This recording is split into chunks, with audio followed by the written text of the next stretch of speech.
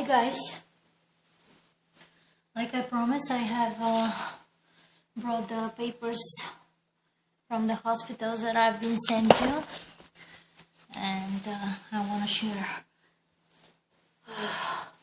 the summary with you today. Those are my lab corps. I'll show you what you can see. And they are coming from Georgia Regional Hospital. But let me start first with Pitchford, because that's the hospital that I've been sent to first. The reason for admission, that's the discharge plan. It's psychosis. I hope you can read it. And discharge diagnosis, it's schizophrenia. It says right here. So, you know about the schizophrenia in general, that if you don't develop schizophrenia by the age of 21 years old, you can't develop schizophrenia at all. This is what I know and what I have read about it. I mean, if you can be either born with this disease, but it cannot be like you having developed schizophrenia just like that from nowhere, or coming from the fact that you are talking about or that you are exposing the truth about electronic weapons and organized gang stalking and anything related to this. So, anyways, this is the Zyprexa 5 milligram that I have prescribed from there too. So, this one comes from the emergency room. Remember, every time I got beaten by my mother-in-law and my husband, they're sending me to emergency room, and from there they're taking me to those mental hospitals. Excuse me for a second, I'll be right with you.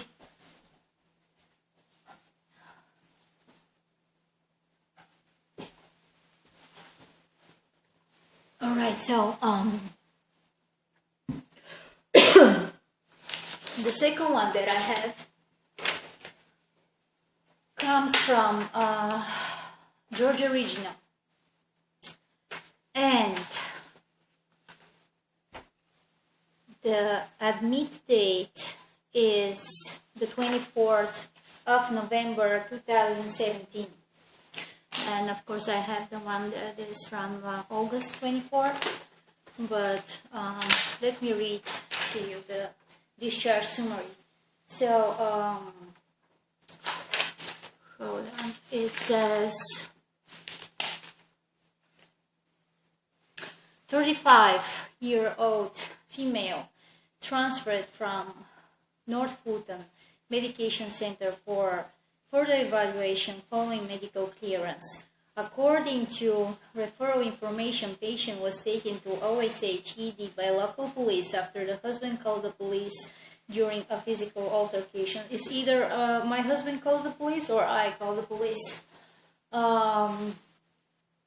Reportedly, patient and the husband have been recently involved in several physical altercations. Patient has been, quote, paranoid, delusional, believes her husband is a member of Illuminati and is using mind control and organized stalking to kill her.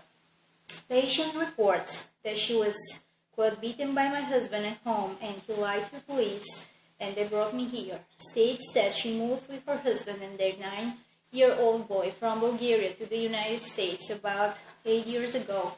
Currently lives in Georgia with her husband and their 2 children. However, patient feels that he may have filed for divorce, although she has not been served any such documents. When people, I want to be more specific about this part here, people keep on asking me, why don't you get divorced and just leave him? If I had the money to file for divorce, believe me, I would do that. The thing is that he doesn't want to file for divorce in America because in America, in general, I mean, of course, depends on the situation, but in my situation, I am the one that has to have all the rights for my children. So he doesn't want to pay an alimony. And in general, you know, he's not stupid. He wants to file for divorce in Bulgaria, not here. So I just wanted to mention that part here. So, and also you think divorce, I mean, we're gonna get divorced anyway. I mean, our marriages has been for those 10 years only on a paper, but this is not something that is going to prevent the fact that he has never stopped trying to kill me since I got married. And like I told you, I'm suspecting that I'm a targeted individual since birth. So I don't know what to say. It's not that easy how you guys think that once you are put in this program, there is no way for you to get out. They put you in the list and they stamp you with a number, and they just destroy your life completely in any way. They sooner or later they will kill you. They are killing us slowly, like with all those neurotechnologies, electronic weapons. People are asking me, like he said, for example, like, I'm going to destroy you and there is no way for you to prove it. You know, this is the fact that, the other day I shared also with other targeted individuals. It drives me crazy that I cannot prove it, like that those electronic weapons are existing in my case, like the way they're doing is like they can poison my water, they can just go and put something in my water, like they are doing this. I mean, I don't have the equipment.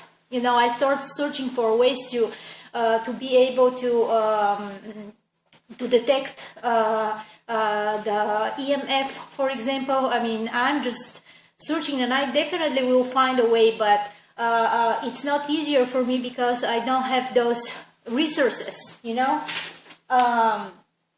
Anyways, let me go back to the evaluation. Trying to get rid of me, but by sending me to mental hospitals. That was a quote. Reports that she was hospitalized at mental facility for the first time this month was at Pitchford BH for 10 days from the 8/7/2017 to 8/17/2017 with similar presentation after an altercation at home.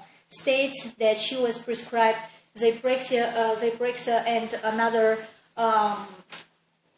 psychotropic medication she would not recall, but has not been taking these meds because she does not feel that she has a mental condition and feels that she was erroneously diagnosed with schizophrenia at Pitchford BH.